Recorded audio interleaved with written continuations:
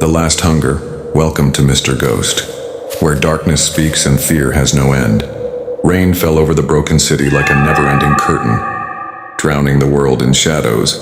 The streets were empty, save for the shattered glass, twisted metal, and the smell of something foul drifting through the mist. Daniel's boots splashed in the puddles as he walked, gripping the steel pipe in his hand. Every step echoed in the silence. Every shadow seemed alive. He wasn't sure how many hours had passed since he'd last seen another living soul. The outbreak had swept through the city like wildfire. No one knew where it came from. Some whispered it was a government experiment gone wrong. Others said it was something older, a curse that had woken beneath the ruins. Whatever it was, it didn't just kill.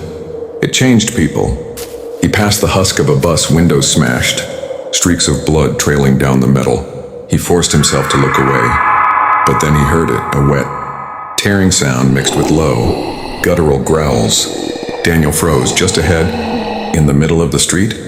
Something moved. At first, it looked like a girl, thin, pale, with matted hair hanging over her face. She was crouched over a body sprawled on the wet asphalt. The body twitched no more. The sound came again.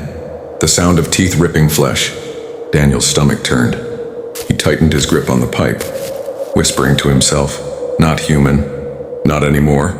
As if hearing him, the girl stopped. Slowly, unnaturally, her head twisted upward. Her eyes, empty, dead, glowing faintly in the rain-soaked gloom, locked onto him. Blood dripped from her mouth, painting her chin crimson.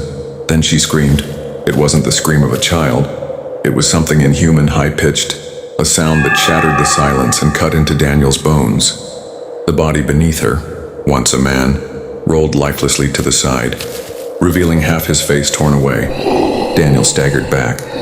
His breath caught. He knew he should run, but his legs felt heavy, like the street itself was holding him in place.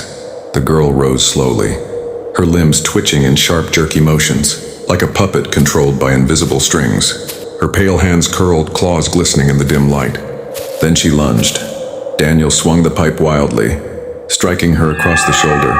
She shrieked, twisting unnaturally, but didn't fall. Her grip caught his arm, fingers digging into his flesh with unnatural strength. He could smell the rot on her breath, feel the heat of her hunger. "Get off me!" he screamed, shoving her back. She stumbled, but only for a moment. Then, with a snarl, she dropped to all fours, crawling toward him like a spider, her mouth dripping threads of blood. Daniel turned and ran. His heart pounded in his chest.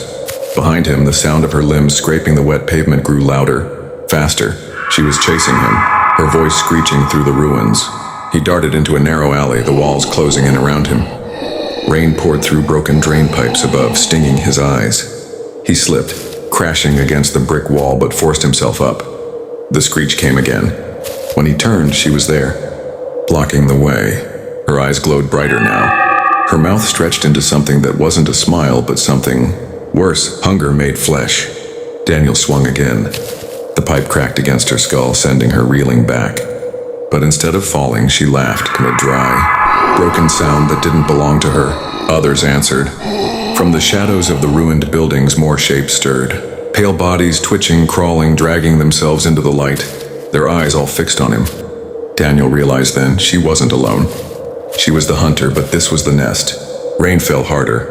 The street glistened red. The creatures closed in.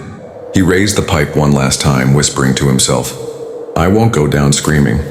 The girl leapt first. The city swallowed his cry. And the rain kept falling. You have just stepped into the darkness of Mr. Ghost.